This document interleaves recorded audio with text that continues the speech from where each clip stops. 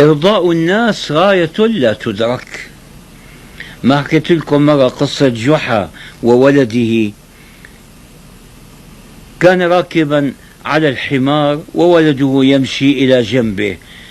مرت امرأة قال شوفوا الرجل هذا، انظروا إلى قسوة قلبه، هو القوي راكب والولد الصغير الضعيف يمشي على رجليه. قال والله يا ابني صحيح. نزل جحا وركب ولده على الحمار. مر واحد قال شوفوا الولد القليل الأدب، هو راكب وأبوه اللي يستحق منه التقدير والاحترام يمشي على رجليه. قال تمام، اطلع اركب معي. ركب الاثنان على الحمار.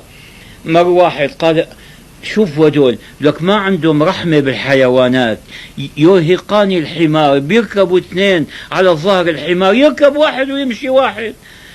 قالوا طيب انزل. فنزل اثنان وترك الحمار يمشي وحده. مر واحد قال شوفوا هذا شو مجنون، هو وابنه عندهم حمار ويمشيان. والله أنا حرد، عملت استفتاء، قالوا اجعل أحاديث هذه يعني جدية دينية، عملناها أحاديث جدية دينية.